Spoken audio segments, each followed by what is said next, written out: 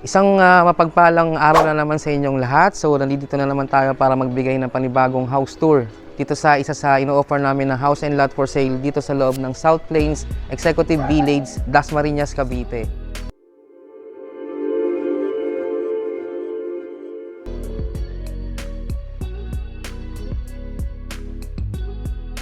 So napakalapit lang nito sa lahat kasi along Aguinaldo lang itong South Plains, no. Malapit ito sa May Central, and then yung ating mga school na nandiyan lang din niya sa loob ng Dasmariñas. So ito yung exclusive subdivision, no. Yung house specs nitong bahay na to, meron tong 4 bedrooms o meron siyang room doon sa baba, yung pinaka guest room niya, or pwede kung meron kayong mga elderly. Ang lot area nito ay nasa 325 square meter. Ang floor area ay 240 square meter. So samahan nyo ako para iikot natin kung ano yung nasa loob at kung gaano kaganda itong bahay na to na ino-offer namin dito. Tara, samahan nyo na kami. Let's go! Kung mapapansin nyo yung ating gate, no, yung nag-design nito, yung gumawa nito, yung same ng Bigan Plaza Hotel. Sila yung gumawa din ito. Yung design ay pinattern talaga dito. Pati yung mga wood, no, mga narang ginamit natin. Tara, samahan nyo ako, tingnan natin yung loob. So dito sa area na to, yan, so pwede siyang parking, and then pwede nyo rin siyang gawing parang pinaka-extension, no, ng bahay. Pero mostly ginagamit to na as parking. Ayan. So dito yung open ground niya. Yung open na lot na to nasa mga almost 160 square meter. Yan yung lote na yan. So kung gusto nyo magpatayo ng swimming pool, pwede naman kasi sobrang lawak nung space pa natin dito, no? Ang laki-laki pa. So ito yung bahay kung saan ito yung part din nito ng property. Kasi almost 325 yung lote, kaya napakalaki. Kaya ang dami mong pwedeng gawin. So pwede kang mag-garden kasi may mga nakatanim na tayong mga halaman dito. Meron tayong mango tree, meron tayong kalamansi. Ito yung kanyang overhead tank, no? So dito sa area na to, pwede kang mag-landscape. Ayan. Meron na nga tayo ditong basketball court, aayusin na lang natin. So ito yung papunta doon sa pinaka main entrance niya. Tapos dito naman yung kanyang service area. So 2-story to na house. At ma-amaze kayo kung ano yung makikita nyo sa loob. So dito, meron ka pang space dito. Ayan, no? Pwede ka maglagay ng garden. Naka-bamboo siya na design pa.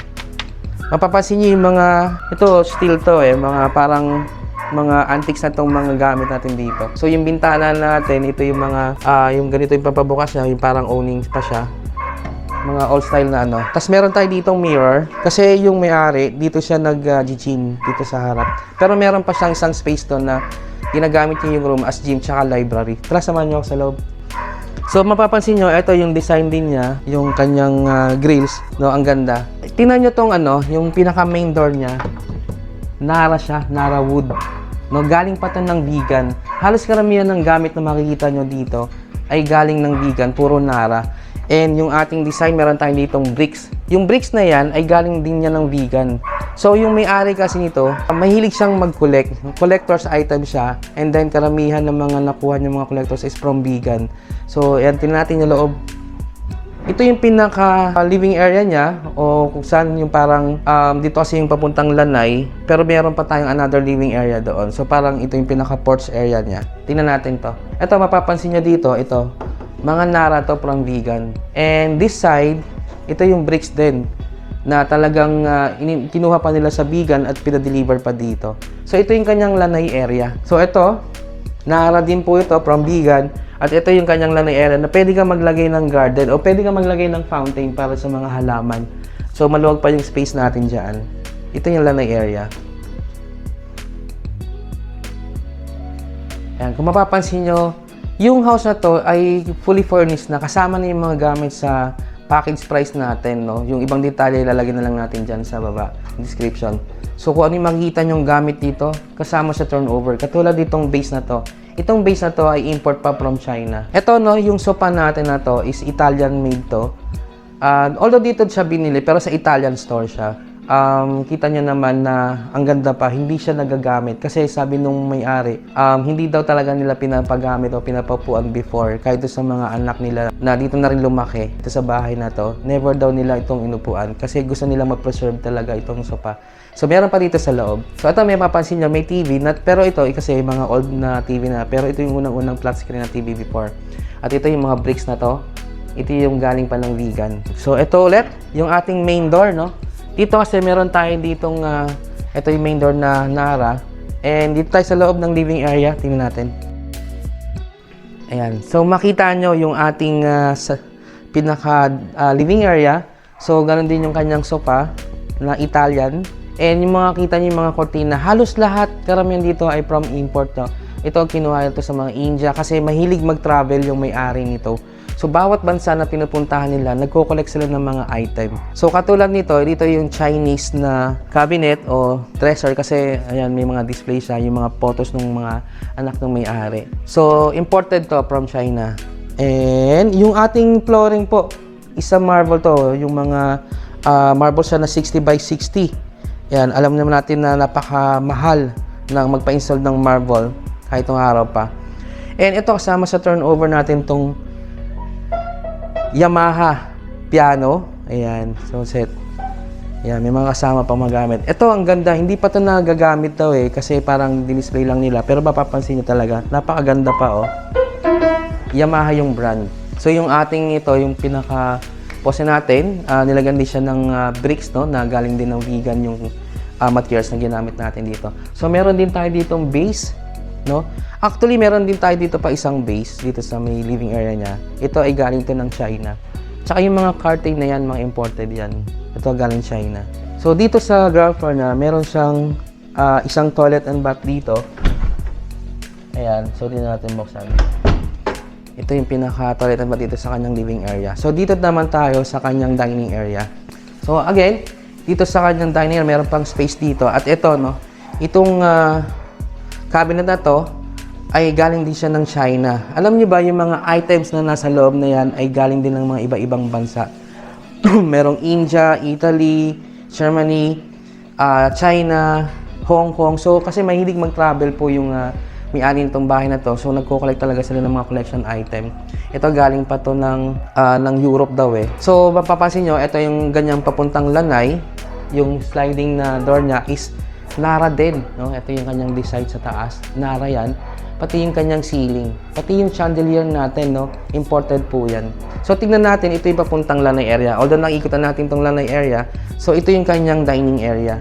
Dito sa dining area, ito meron na naman dito na imported din to from China. Tapos yung mga display na yan po ay mga galing din ng ibang bansa yan na nagko-collect nila.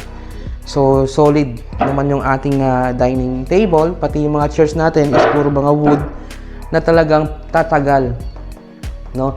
So dito, ito, meron din to, important din. And dito din, yung console na to, isang Nara din po siya. Karamihan ng mga Nara na naka-install dito ay galing po siya ng vegan. Vegan Nara wood.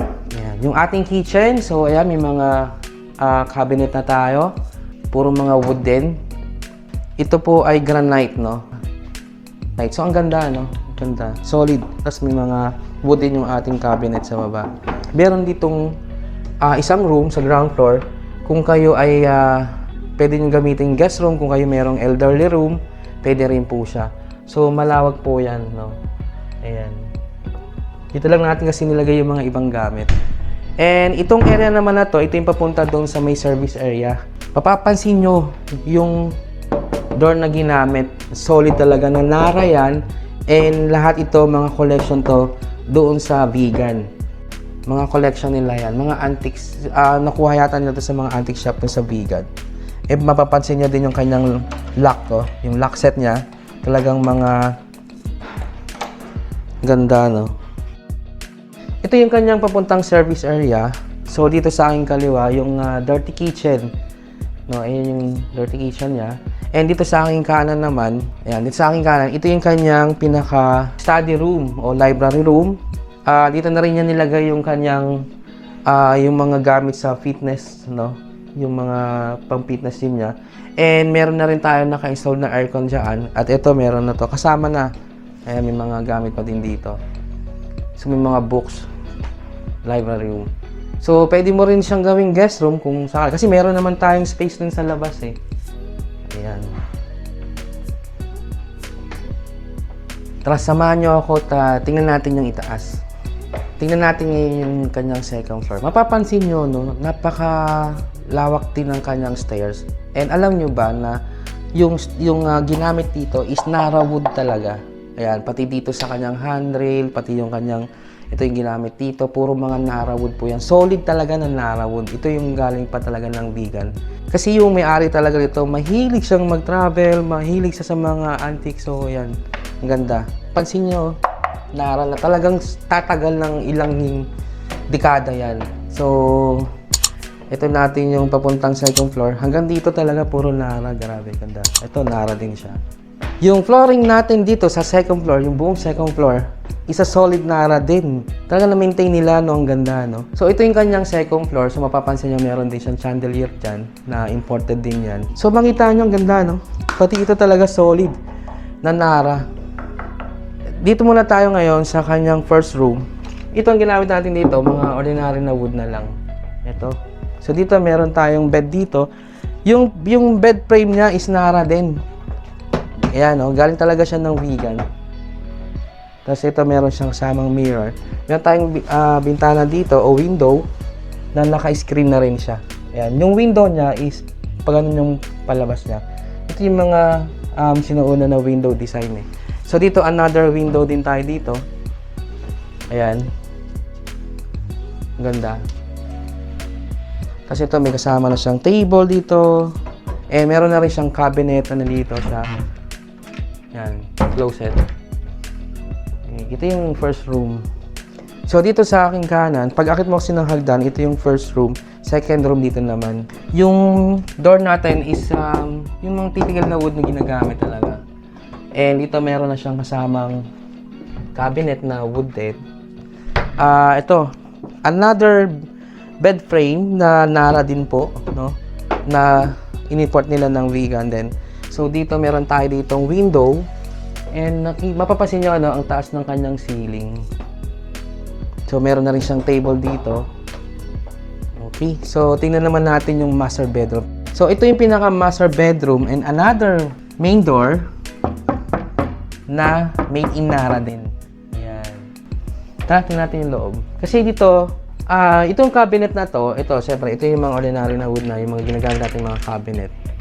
Pero, ito ay Nara. And ito din po, yung kanyang bed frame is Nara din po siya. Meron tayo ditong window at another window po dun sa kabila. So, meron pa tayo ditong box, o sa Tagalog yung baul na galing din to ng vegan. Nara din siya, pati itong pinapatungan niya. So, dito sa kanyang master bedroom, meron siyang sariling toilet and bath. Kasi natin. Kasi dito meron siyang bathtub. And yung ginamit natin na tiles, so ito yung kanyang bowl, American Standard pa. So meron tayo ditong lavatory and meron tayong mirror. And this one is Nara din. Di ba? Mahilig po kasi mag-collect ng Nara tong may-ari eh. Kaya alam natin na tatagal. So marami kasing mga house na mga modern na ngayon, pero may mga ilan pa rin tayong mga kababayan na naghahanap ng ganitong klase ng bahay. No? So doon sa mga Pilipino na nasa ibang bansa o mga kababayan natin dito sa Pilipinas, kung naghahanap kayo ng bahay na ganito, ang design na talagang made in, karamihan ng mga ginamit natin dito ay mga Nara. So, pwede nyo itong tingnan, no? Tara, tingnan naman natin itong kanyang pinaka family hall. Yan. Dito sa family hall, ito, meron tayo ditong sala set, kung saan ay ito din ay Nara. Yan. Meron tayo ditong window na naka-screen na rin siya. And another window po dito. Tapos yung kanyang ceiling, nakita nyo, naka-design na siya, naka-code na siya. Ganda nung, ang lawak, no? Ang lawak niya. Tapos meron tayo ditong lagay ng books, shelves, na Nara din siya. Tapos another bookshelves po doon. So dito sa kanyang master bedroom, meron tong, sa kanyang family hall, meron siyang papunta doon sa kanyang terrace o veranda na tinatawag. Tingnan natin. Ang lawak ng space pa dito sa kanyang terrace niya. Ayan. So mapapansin nyo yung surrounding natin na napakatahimik, no? So may mga puno tayong naka-install. Actually, tingnan nyo, meron tayo ditong pine tree na naka-install doon sa may main gate niya. Ayan. Doon sa mga interesado dito sa property na to, syempre, kasi ito, natira na naman po ito, no? So yung may-ari po kasi, kaya ito binibenta kasi nasa ibang bansa na sila, and then yung mga anak dito nag-aaral sa Pilipinas, mga naka-condo na. Pero after daw nilang matapos sa kanilang school, ay papaalis na rin sila. Kaya nila binibenta tong property. Hindi na rin kasi nagagamit. Pero kung nakita nyo naman, yung loob, no, maganda pa siya. So, maraming salamat sa pagsama nyo sa amin sa pag-house tour nitong bahay na to na ino-offer namin dito sa may Dasma. Kung kayo ay interesado, tawagin nyo lang po kami sa number namin dyan sa baba at para makapagbigay po kami ng full details. Ayun, kung bago ka pala sa aming channel, huwag nyo pong kalimutan na mag-like, mag-subscribe, pa-share na rin po ng aming mga video at pa-hit na rin po ng notification bell para lagi po kayo updated sa mga bago naming mga house tour. And by the way, my name is James De La Rosa from H&H Real Estate Marketing. So thank you so much and thank you for watching. God bless us. Bye.